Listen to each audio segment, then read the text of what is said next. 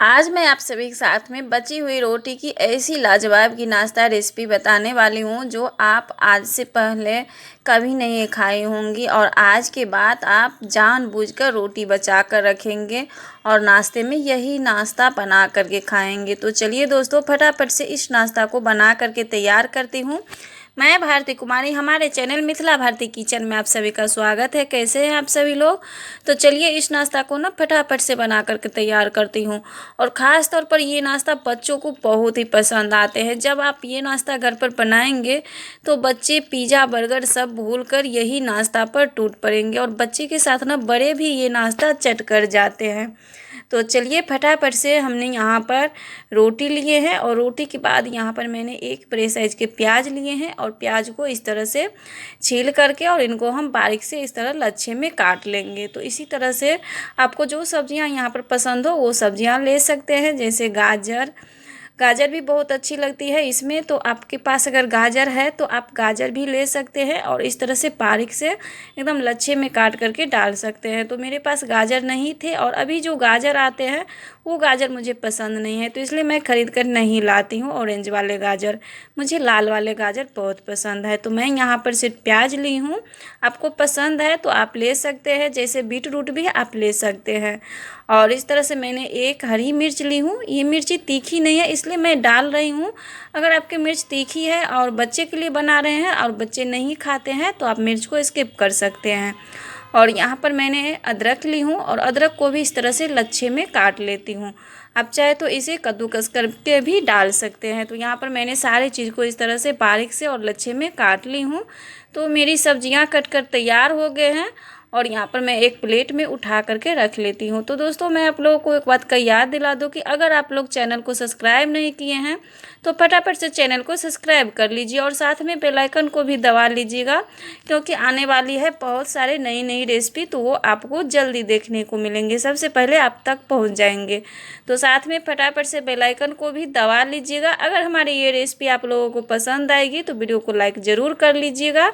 तो यहाँ पर मैंने आलू लिए हैं, 7 से 8 उबले हुए आलू थे छोटे छोटे, और आलू को मैंने छील करके इस तरह से मैश कर लिए हैं। और इसमें मैं डाल दी हूँ थोड़ी सी कूटी हुई लाल मिर्च, क्योंकि हरी मिर्च तीखा नहीं है तो इसलिए मैं यहाँ पर थोड़ी सी कूटी हुई लाल मिर्च डाल दी हूँ।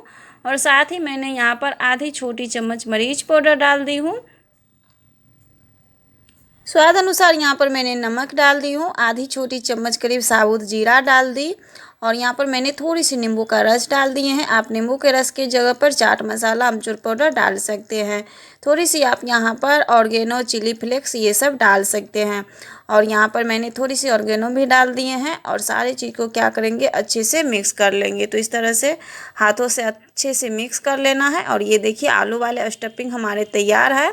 और यहाँ पर मैंने 3 रोटियाँ ली है और रोटी ज़्यादा बासी नहीं होनी चाहिए, सेहत के लिए अच्छे नहीं होंगे। तो यहाँ पर मैंने रात वाली रोटी ली हूँ और सुबह में नाश्ते में बनाई हूँ।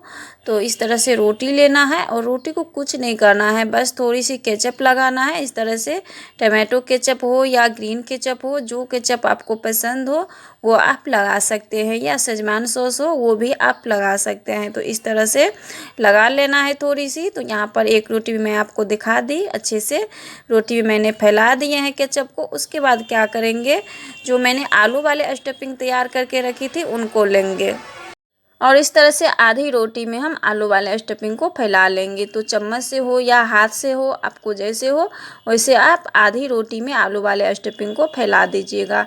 तो यहाँ पर आपके घर में अगर चीज़ हो, पनीर हो, तो आप वो सब भी डाल सकते हैं। आलू वाले स्टफिंग में भी आप कद्दूकस करके मिक्स कर दीजिए, या आप इस स्टेप पर भी डाल सकते हैं। तो आप इस तरह से बनाएंगे तो बच्चों को तो और भी पसंद होंगे। तो आलू वाले स्टफिंग को मैंने फैला लिए हैं। उसके बाद हम यहाँ पर जो प्याज, हरी मिर्च, अदरक काट के रखी थी उनको अच्छे से मिक्स कर लेंगे ताकि ये अच्छे से लच्छे बन जाए। उसके बाद यहाँ पर जो आलू वाले स्टफिंग है उस पर इस तरह से प्याज को फैला लेंगे। तो ये देखिए मैंने इस तरह से प्याज को फैला लिए हैं। अब वापस से क्या करेंगे, ये जो रोटी बचे हैं आधी रोटी, इनको इस पर फोल्ड कर लेंगे। तो यहाँ पर मैंने थोड़ी सी क्रिस्पी क्रंची के लिए डाल दी हूँ मूंगफली, भुने हुए मूंगफली घर में थे तो वो मैंने डाल दी। आपके पास सेवई भुजिया है तो आप वो भी इस पर डाल सकते हैं। तो इस तरह से मैंने थोड़ी सी मूंगफली ऐड की हूँ और इस तरह से रोटी को क्या करना है, अच्छे से इन पर चिपका लेना है। अच्छे से हाथ से दबाते हुए रोटी को इस पर फोल्ड करके और अच्छे से चिपका देना है। तो ये देखिए मैंने इस तरह से रोटी को अच्छे से चिपका लिए हैं और एक पीसेस बन करके तैयार हो गए हैं। तो चलिए दूसरा भी बना करके दिखा देती हूँ, फटाफट से इनको भी बना लेती हूँ। तो इस पर भी मैं 1 से 1.5 चम्मच करीब टमाटो केचप डाल दी हूँ और इनको भी सेम प्रोसेस से अच्छे से फैला लेंगे। तो केचप फैलाने के बाद यहाँ पर जैसे मैं पहले रोटी में बनाई थी उसी तरह से आलू वाला स्टफिंग डाली, थोड़ी सी मूंगफली, प्याज वाले जो लच्छे हैं उनको भी डाल दिए और इस तरह से मैंने इनको भी फोल्ड कर दिए। तो इसी तरीके से आपको जितना बनाना हो, 2 रोटी को, 4 रोटी को, 5-6 रोटी को, अब जितना रोटी बचे हैं सारे को बना दीजिए, सारे रोटी ख़त्म हो जाएंगे। और वैसे आप बोलेंगे किसी को रोटी खाने रात वाली या सुबह वाली रोटी शाम को, तो कोई खाने को तैयार नहीं होंगे। और अगर आप ये नाश्ता बना लेंगे तो आपको मुंह भी नहीं पड़ेंगे, आप बनाते जाएंगे और इधर चट कर जाएंगे सभी। तो आप लोग ज़रूर ट्राई करिएगा, रात वाले रोटी को या सुबह वाले रोटी को सभी चट कर जाएंगे और रोटी वेस्ट भी नहीं होंगे, इस तरह से उपयोग भी हो जाएंगे। अगर रात वाली रोटी बच जाती है तो ज़्यादातर जो खाना बनाती है उन्हीं के नसीब में होते हैं। और जब आप इस तरह से बना लेंगे तो आपको भी ताज़ी ताज़ी रोटी खाने को मिलेंगी। तो इस तरह से मैंने तीनों रोटी को बना लिए हैं और ऊपर से मैं क्या करूँगी, यहाँ पर थोड़ी सी मैंने घर में बनाई थी बेसन की सेवई भुजिया, तो वही थे। तो इस तरह से मैंने साइड से इन्हें गार्निश कर दिए हैं। तो इस तरह से आपके पास नहीं है तो आप मार्केट वाले भुजिया सेवई जो होते हैं उसे भी गार्निश कर सकते हैं, अगर घर में है तो। नहीं है तो आप इनके बिना भी बना सकते हैं। तो इस नाश्ते को हम बिना तेल के बनाएंगे, तो बिना तेल के बनाएंगे तो यहाँ पर थोड़ी सी घी बटर तो बनता ही है। तो मैंने यहाँ पर सिर्फ 1 से 1.5 चम्मच घी डाली हूँ और घी को मेल्ट होने देंगे। उसके बाद इस तरह से रोटी को फैला देंगे। तो आप एक ही बार में सारे फ्राई करना चाहते हैं तो आप तवा भी ले सकते हैं, अगर तवा बड़े हैं तो। नहीं तो आप एक एक करके फ्राई कर सकते हैं इस तरह से किसी भी चीज़ में।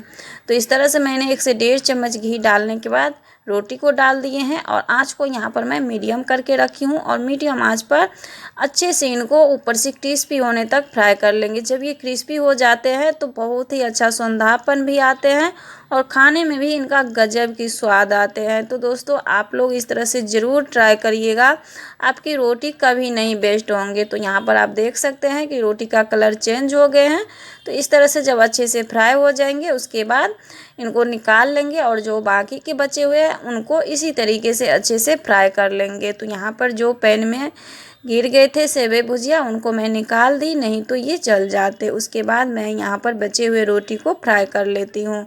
तो यहाँ पर मेरे पास सिर्फ 3 ही रोटी थे तो मैं 3 ही रोटी को बनाई हूँ। आपके पास जितना रोटी है उस हिसाब से अपने परिवार के हिसाब से बना सकते हैं, नहीं तो आप ताज़ा रोटी को भी बना सकते हैं। ये नाश्ता बहुत ही टेस्टी लगते हैं।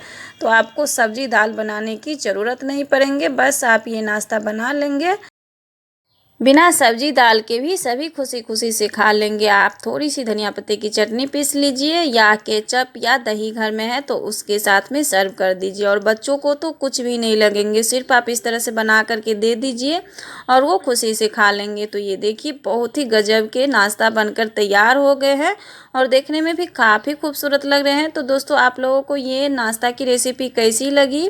बचे हुए रोटी के बहुत ही चटपटे नाश्ता बनकर के तैयार हो गए हैं।